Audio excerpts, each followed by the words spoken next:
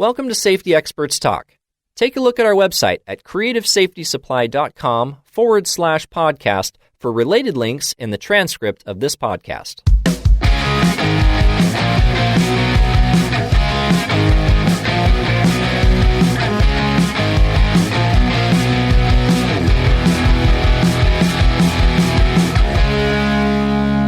Hello, everyone. This is Antonio.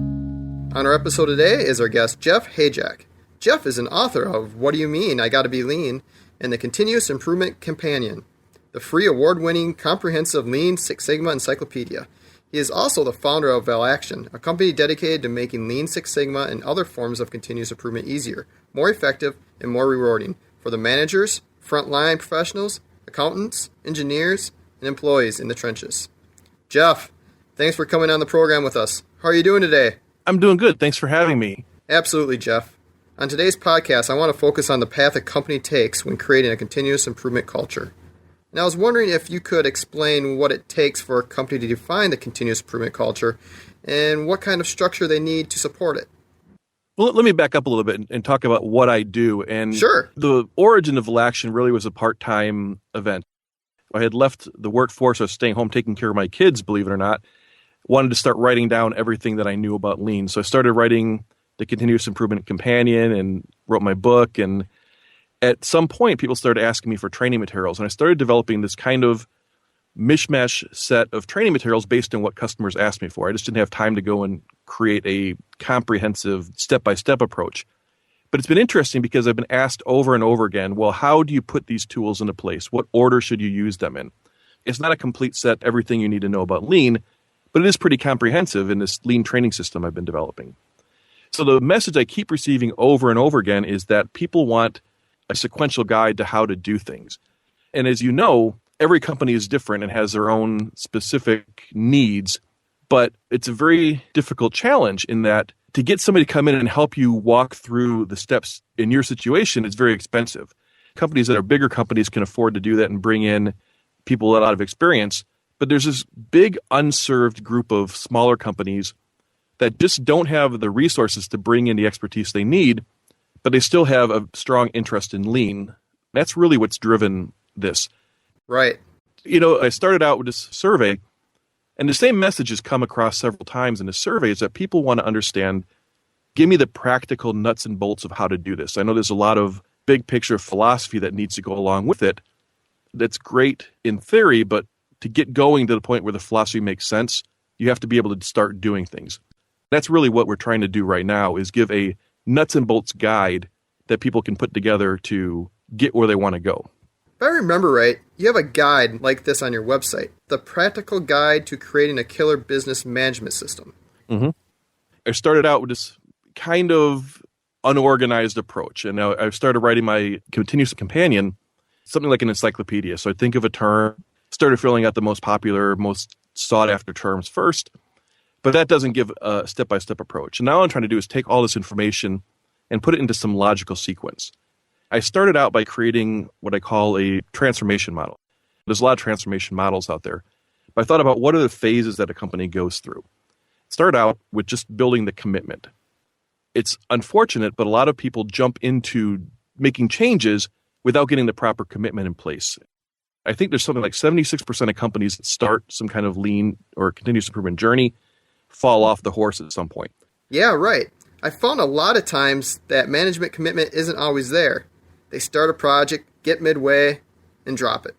Yeah, so what I've come up with the idea of is you go through this commitment phase, it really pushes the senior managers a little bit to make them do something. So instead of just telling other people to get started, it puts a little bit of a burden on them to see how committed they really are. So if they work for the first phase and they do a couple of these tasks, and these are just simple things like kind of charting out the long distance course and maybe going through some lesson plans. And right now, the project I'm working on is to start building up all this material, doing it out in the open. So I'm going to be building all these training sections as we speak. So right now, the model is in place as a skeleton. I'm putting all the meat on the bones. But once they get that commitment, then it's really a matter of starting things off. In the beginning, there's this debate about systems versus tools. There's a Lean system you need to put in place. You got to get the tools going.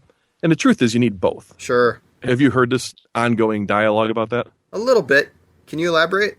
Well, when people think about Lean, the first thing they gravitate towards is really the tools. They think 5S, they think standard work, they think Kaizen. And those are all actually tools. Kaizen is a little bit of a mindset when you think about the daily improvement, the actual mindset of making continuous improvement. But people think of Kaizen, they think of the week-long Kaizen blitz is what they typically think of. Right. So they focus on the tools because that's what they're familiar with, that's what they're comfortable with, and that's what they've heard about. But they don't realize that there's a whole umbrella of the business management system that makes each of those tools more effective when they link together. So you have to start out somewhere, though. You can't just build a system without having the tools, and you can't put the tools in place effectively if you don't have some system for them to work on. Sure. The first phase of this model I put together is that they start the journey. I like to think of it as a journey, but the truth is it's not really a good analogy. It's more like an adventure or exploration or something, because, journey implies an end to it. As we know, your lean adventure doesn't really have an end to it. And I use the term lean journey all the time because it's pretty commonplace. But we're not really talking about having some end state. We're talking about creating a system that just goes on forever. With that in mind, you have to start it, though. The starting it is really a two-prong approach. And one is to get the management team setting up some kind of systems for themselves. And that's part of policy deployment, daily management, things like that. But you also want to get people going with the tools. And I like to start feeding in the problem-solving tools because regardless of whether the system takes root down the road, those are tools that people really benefit for. And all of the lean tools really are just specific package solutions to a particular problem. So when you think about Kanban, that's really a solution that somebody else came up with when they were faced with a specific problem. The problem was they were running out of stock. So they came up with a solution, went through a problem-solving methodology, and ended up with a tool that they could use. And now we just use this prepackaged solution. But to get there, you have to understand the problem that was there in the first place. So problem-solving is a very effective place to start for the frontline teams, and it gets them involved in a less loaded type of curriculum. A lot of times you say lean to people and there's a baggage that goes with that. Have you seen that? Yes, I have. And when you say problem solving, does management work with workers on the floor to problem solve some of the scenarios? Yeah, absolutely. And what I like to see is get people doing lean and continuous improvement without really realizing it. You go up to somebody and say, what's a problem you're facing in your job? And whether it's somebody in a call center that can't find the right manual, or a person who's running into stockouts, or a marketer who has to wait too long to get support. Each of these are very specific problems that could be easily handled with some basic problem-solving methodology. So what I like to do is get people going into that, actually have them participate in solving that early on. And even though there's not a lot of tools that you've thrown at them yet, you haven't taught them standard work, but people gravitate towards a lot of the things. So come up to standardized processes as a way of solving a problem. And what happens later, when you roll out the actual tools, they'll go, oh, I understand now why this is important. So early on, you just want to get people focusing on solving problems because they're going to come up with some of the same solutions that the lean tools do anyway. So it sounds like communication is really key in the start journey phase, right? Absolutely. And one of the nice things about these systems is the systems standardizes your communication. So if you think about something like policy deployment, and if you're not familiar with that, it's really a way of taking your strategy and breaking it down in a cascading manner to something that the frontline teams can see what their piece of the strategy is. So you look at the big picture strategy, turn it into a 3 to 5 year objective, break those down into 1 year annual targets, isolate the processes that will get you to those things, and then turn those into targets that would go down to the frontline teams in what they do on their daily basis. But that's all a communication tool, right? Right. You start out and say, here's your strategy. If you throw increase revenue in China by 35% as a long-term target at a frontline operator, how do they know what to do? You're communicating to them, but you're not communicating to them in a manner that they can do something about. It seems like this phase, the start journey phase, could be good for workers worried about maybe losing their jobs. They'll see their position won't be eliminated. Right. And that's the baggage I was talking about earlier is, I can't remember the source of it, but a number that strikes me is 76% of companies don't get what they want out of their continuous improvement programs. And that's a pretty high number when you start thinking about all of these employers, whatever that comes up to be, 150 million people in the country, or whatever the number is, it's probably a pretty big number of people who have heard great things about lean and never saw it materialize. So there's this massive number of people who have seen the darker side of lean, so to speak. And then if you consider all the turnover of people throughout the country and the economy, people move jobs a lot, and you get a lot of people who have some experience with it. And when they get to a new company that starts trying to do this initiative, they tell their horror stories. Right. What we're trying to do is avoid saying, okay, we're rolling out lean right now. What we say is we're working on some ways of getting people more engaged in continuous improvement. and we're going to start out helping you with some problem-solving skills. It's hard to argue with that. Uh-huh. Well, you're going to teach me how to solve these problems I'm facing, and you give people a lot of authority and autonomy early on so they don't feel like they're being forced into things. It's a way of taking an approach to get people gradually brought in. And that leads into this next phase. Once you've got that journey started, you got to start laying the foundation. And the foundation is where you really ramp up your efforts on daily management or start piloting out some of these programs you have. Even though Kanban is a pretty commonplace tool, the processes that each individual company has is very customized. Like, where are the Kanban posts where you drop the cards? And is there a Kanban board in place? What do the cards look like? Who makes them? So there's a lot of very specific processes you need to create within your own company. And as you start building the foundation, what you do is you define these processes in a piloted area. So you don't have 4 different people trying to do the same thing in different ways and then have to reconcile them. So what you do is you start piloting it out, create your processes, and then start rolling those out. And over a period of time, whether it's 6 months, 2 years, it all depends on the effort and the emphasis and the commitment and the time and the resources you put into it. But you end up slowly but surely building all the foundation. You get this strong support where you're going to grow. And that's the part where a lot of companies start to fail. They don't get the foundation in place and they move on before the systems are ready to go. And then people just get frustrated. So if you're trying to put Kanban in place, you're running into issues, it's a big challenge. And it's hard to build commitment with that on a frontline base. You have to build this foundation before you can start ramping up. And that's the next phase. Once you get the solid core, now you have to spread it. You have an entire organization and you have to get everybody doing things the same way. And I'm not talking about in a very regimented fashion where there's no flexibility. What I'm talking about is you have the same process. And if you need to have some variations to the process, you document it. You let people have some say in how they do it themselves, but you make sure that they do what they say they're going to do. There's an old expression, do what you say and say what you do. Yeah. And that's what we're talking about. And when you get to the foundation spread, do you ever have negative feedback from workers who were not part of the original journey? I think every organization is different, and I've seen some of that. I've also seen some people happy not to be part of the piloting. They want to see somebody else take the load on and get things going. But I think there's a point where you're right. The pilot becomes unnecessary because everybody starts wanting to do other things. And that's really when you started transitioning out of this ramping up phase to where you start getting this momentum going. When people start pulling for these things to try to do the things themselves, there's nothing wrong with having a different person do this piloting. The piloting could be several different areas. All I'm saying is you don't have everybody try to roll something out all at once. You proof it out. And Toyota's a big one for doing that, saying don't use unproven technology. And I'm a big one for saying don't use unproven processes. If you're going to do daily management throughout the company, it doesn't have to be the same pilot for every single tool you roll out, same pilot area. But you want to get it refined in one area and work out the bugs before you teach everybody else how to do it and how it works in your organization. So it could be, one department that does the Kanban and a different department that does the daily management. The key is really to get a good process in place before you tell everybody else to do the same thing. Uh-huh. And when you don't do that, everything falls apart.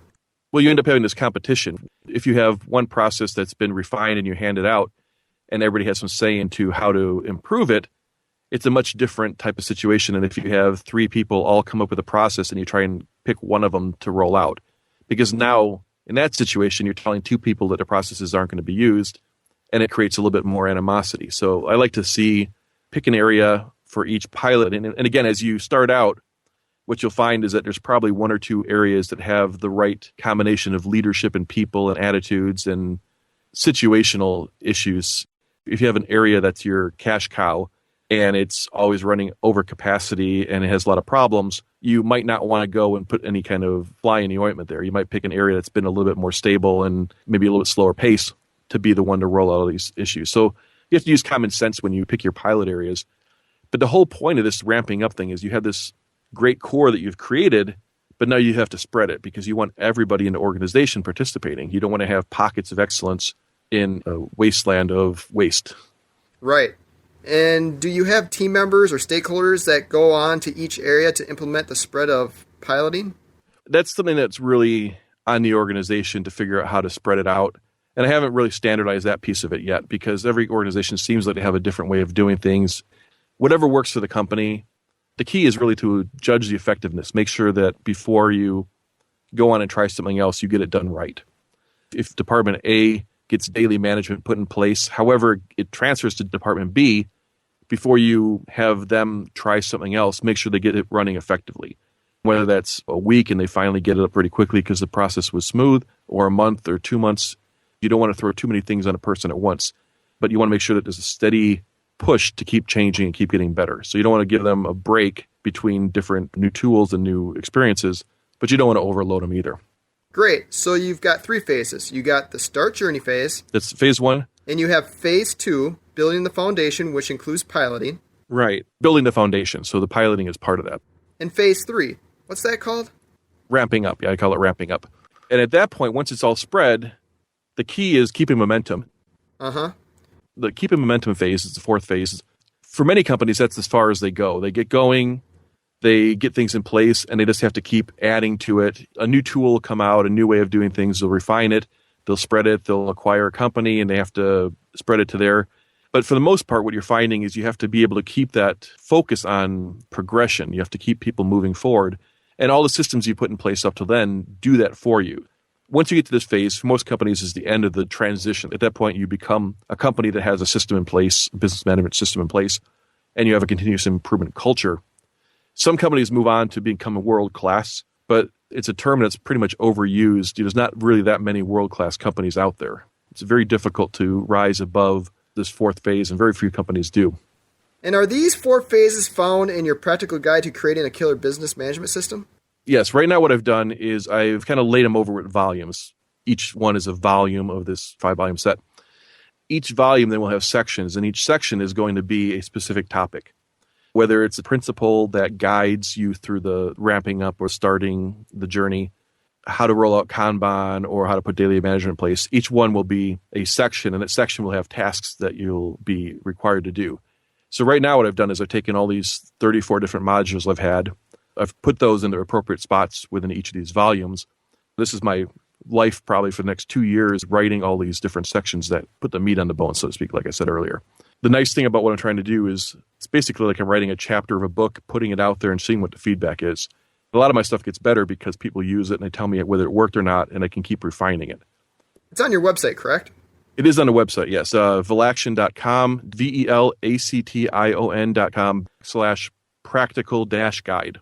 All right, Jeff. Before we wrap this up, any final thoughts on lean or continuous improvement? I think the first thing is, it's always strange to hear people patting me on the back like this, especially somebody like you who has your own site and does your own thing. That's also a really useful tool. So it's nice to have that kind of affirmation from your peer group out there. I think the message I like to always leave people with is just there's so many sources to go out there and learn from, and just never stop learning, keep going after it and keep telling the people what works. The biggest thing that helps me is when I get feedback. If somebody sees something that they like, tell me they like it. If something doesn't work or they try it, tell me that too, and I'll take it out. The world is changing so much now, and it's such a great time to be in our role where you go out and help people because you can get so much feedback so quickly. Jeff Hajek has been our guest. He is the author of What Do You Mean I Gotta Be Lean and the Continuous Improvement Companion. Jeff is also the founder of Velaction, a company dedicated to making Lean Six Sigma easier. Jeff, thanks for coming on the program with us. And thanks again for having me. Till next time, podcast listeners, I'm Antonio Ferraro. Thank you for joining us on Safety Experts Talk. If you have suggestions for future podcasts, send them to podcast@creativesafetysupply.com. For more safety experts talking about safety news, OSHA regulations, PPE, Lean, 5S, or continuous improvement, go to creativesafetysupply.com/podcast.